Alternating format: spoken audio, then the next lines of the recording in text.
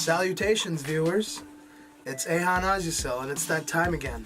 Approaching the romantic day otherwise known as Valentines Day. And many people believe it's and all this stuff, and you know, it has its points. I mean, you know, obviously commercialized, jingle jangle and all that. People buy stuff, and if you don't buy something for somebody, you don't really love them. And we all know that's a bunch of bullcrap to get people to buy stuff. Neither here nor there. You gotta think fast.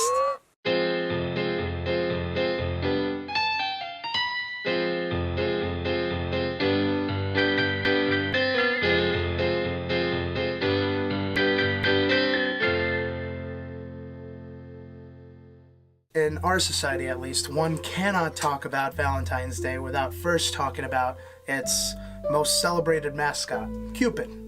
The old baby with the diaper and the wings. We all know Cupid, and, well, most of us that know of Valentine's Day and all the shenanigans know about Cupid. Cupid, as he was known in Roman mythology, was known as Eros in Greek mythology. But Cupid, in Roman mythology, was the son of Aphrodite, the goddess of love and beauty. Everybody would depict Cupid, even in mythology, shooting arrows that were filled with magic and love that would, you know, hit somebody and then, boom, presto, magic. They're in love. In reality, it doesn't really work that way, does it? Romans were very well known for celebrating things in large fashion. So, of course, they had a festival during this time to celebrate love. Well, not really. It was actually more on the lines of celebrating the coming spring. It was called Lupercalia in mid-February. It was a festival that ran for quite a while where they would do fertility rites and pair off women by lottery. Yikes. During Lupercalia, they would do sacrifices of goats and such, and all these poor animals that were just sacrificed. And then they would hike up Palatine Hill, and then, get this, they would take that said slice that they would take off that sacrifice and strike or pelt any woman they saw, thinking it made them fertile. Yikes.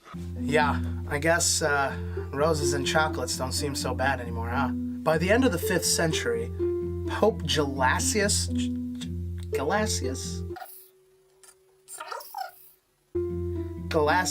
the First changed Lupercalia to what we now know as St. Valentine's Day to honor St. Valentine, which was a whole nother mess. St. Valentine's Day is celebrated by the US, Canada, Britain, Australia, Mexico, France, and even South Korea.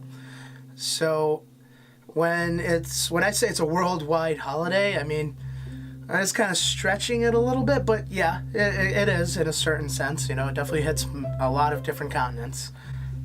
So when you think about St. Valentine's Day, think about the roots. Think about how it started as something which is, frankly, let's just call it what it is. It's pretty highly misogynistic and patriarchal holiday where you're like, hey, let's kill this goat and take a slice off of it and just let's hurl it at Penelope. That way she can get pregnant this year. So, I mean, that's where it started. And now, it's, hey, I'm gonna buy this diamond necklace and I'm just gonna hurl it at Penelope. And, you know, hopefully we can get pregnant. So not much has really changed except for what you're throwing at the person. We're talking about love. We're talking about a male and male couple, female and female couple, trans and trans couple, cis and trans and cis and cis. Everybody falls in love, and love is for everyone.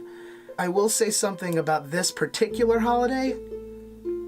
Maybe not so much about love, and more about, you know, just another day to buy stuff. I mean, you can believe whatever you want about the holiday, but to be honest, I mean, that's what most holidays are, really. I mean, they start somewhere, sometimes with really good-natured beginnings and good intentions. I mean, not in this case, personally. I don't think so anyways. But think about where things start and where they end up. Because at the end of the day, when you're celebrating something, don't you want to know what it means? You ought to think fast.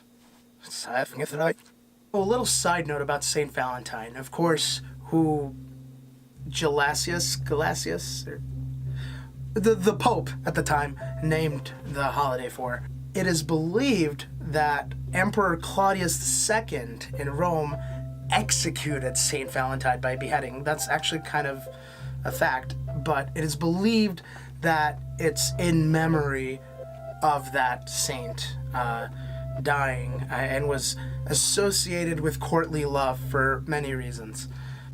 Get pregnant! Dude, what the hell? That was frozen! Thanks to Dominic, Lydia, and the Think Fast team, and of course, thank you, Audra, for all your research. You ought to think fast.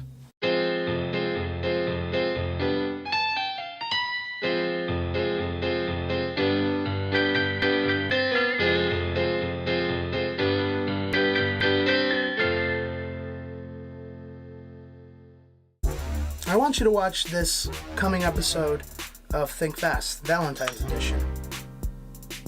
And if you don't, I think you don't really love me. Hey, how you doing? Why don't you watch Think Fast? No, fuck. Alright, let me start again. Hey, how you doing? Why don't you spend this Valentine's Day? Come home. Turn down the lights, light a few candles, buy some chocolates, and that's right, baby, and turn on some Think Fast.